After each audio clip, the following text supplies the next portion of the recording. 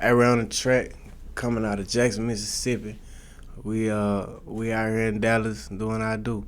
Alright, bet. Alright, so first and foremost, you say you from Jackson, right? Yeah, Jackson, Mississippi. You feel like Mississippi got a lot of good artists, or Jackson, or whatever, and do you feel like it's going in the right direction? We got thunder. Yeah. Nothing but thunder. Mm-hmm.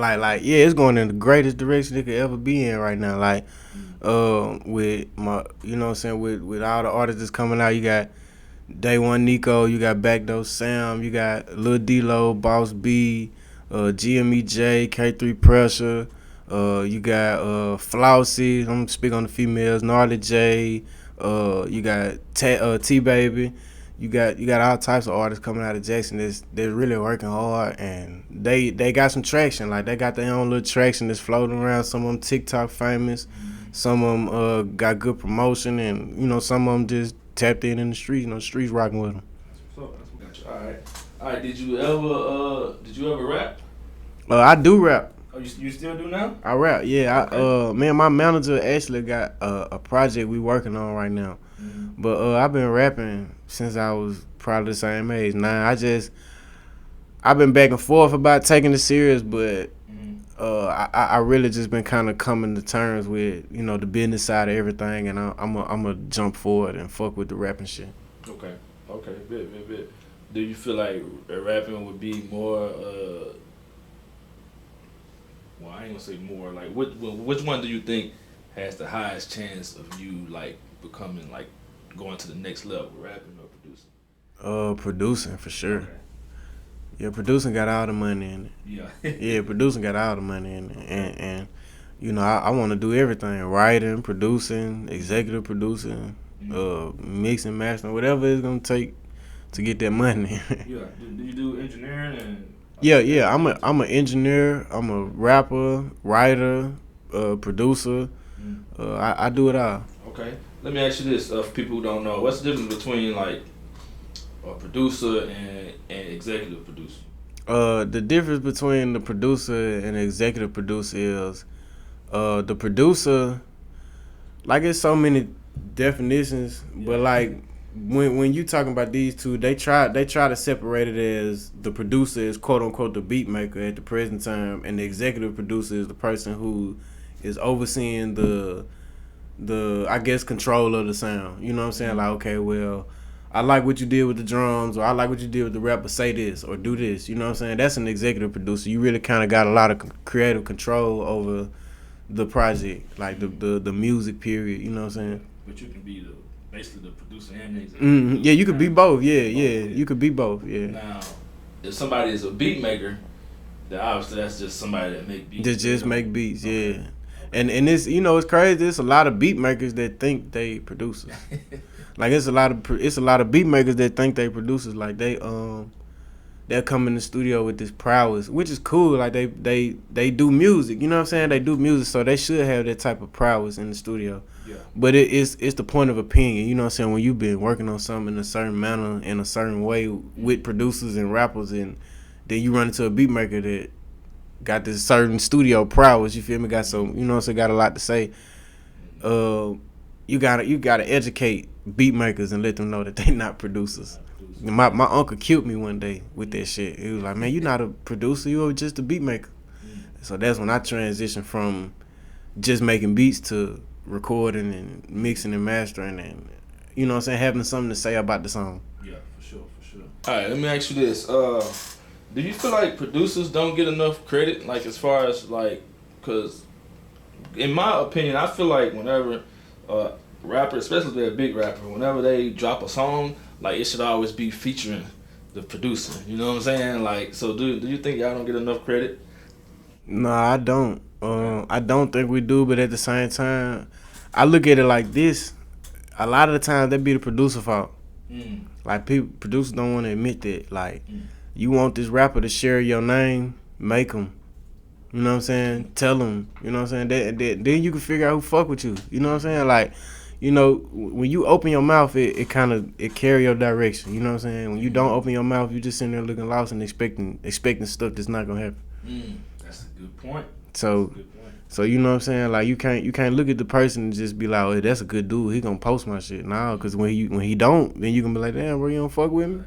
Yeah. Nah, you gotta just say something. Just be like, hey, little bro, damn, you can't tag me in the woo. And if he say yeah and still don't do it, then you know how to fuck with him. You know what I'm saying? All right, well, I ain't gonna do you the free no more. You know, gonna have to come out of this. You know what I'm saying? Since it's like that, you know what I mean? Hey man, if you don't fuck with you, fuck carry on. People gotta be prepared to lose people. That's something a lot of producers fear too. They afraid to lose artists and clientele and all that stuff. Everybody got a hourglass with me. Yeah. For real. That's hard. Hey, let me ask you this, just from my own personal knowledge.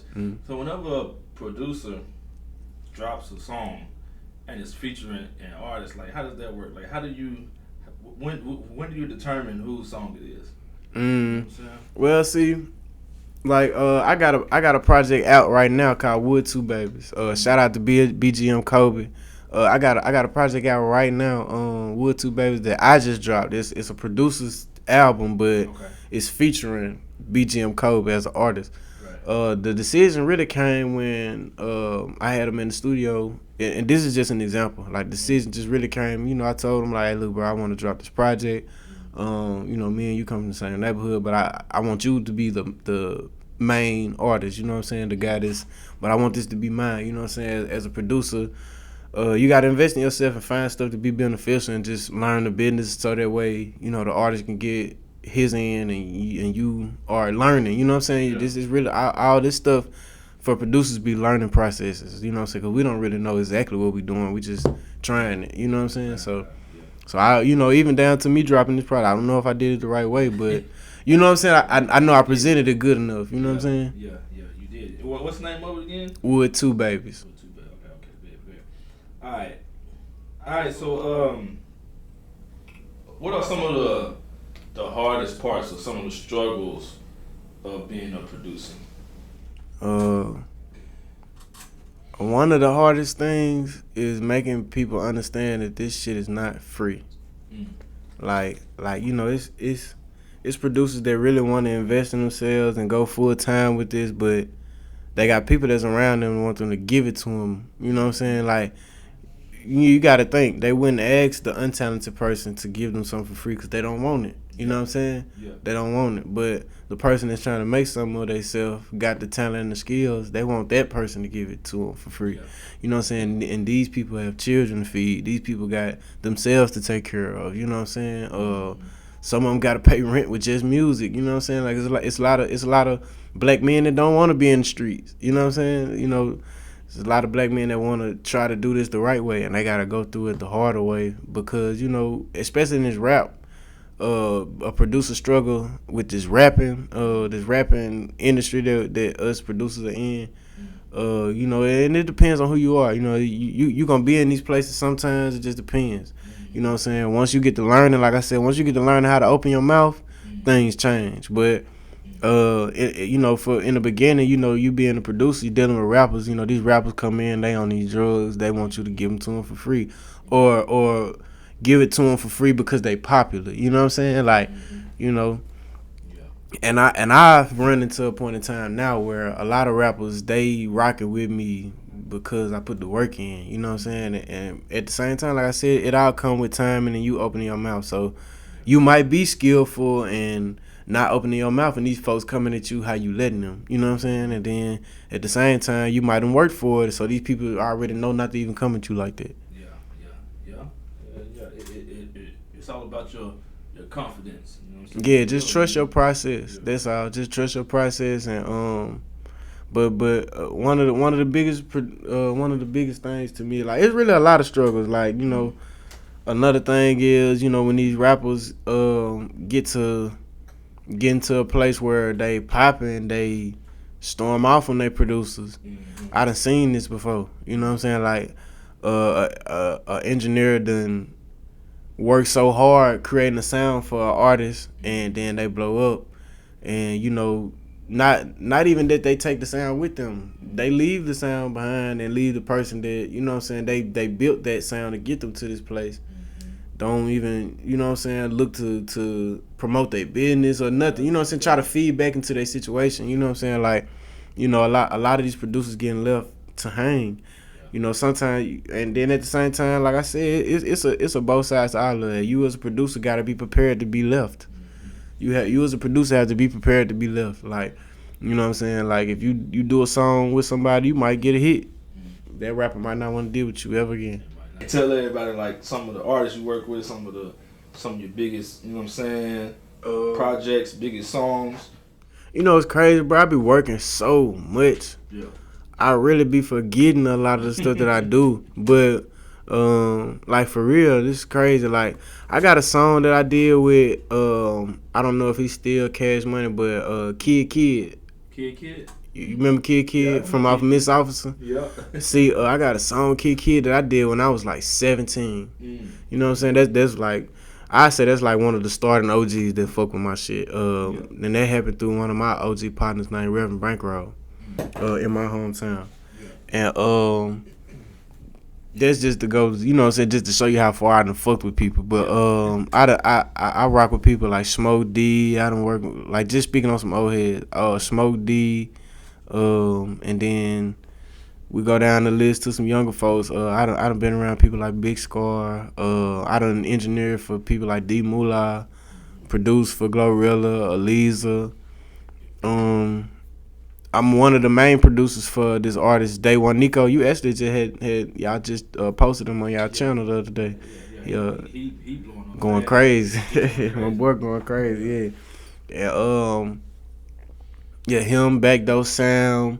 Trina did a remix to the Nut Quick song that I produced. Oh yeah. So I've been picking up on the credits. Another big thing that I take pride in is I don't know if you ever heard this TV show called P Valley. Mm-hmm. Yeah, it's a episode on there where I got a TV score for a song that I engineered on there. So I got a TV score on P Valley. Just working to get more stuff. You know what I'm saying? Like just trying to be I guess you say, like most people say, get you a catalog. You know what I'm saying? Trying to build me a catalog, give me some work put together. Yeah, for sure. About how did you link up with Glorilla? It actually happened at an event for Famous Animal. TV shout out to Famous Animal. Like, man, that boy, he be working hard. Yeah.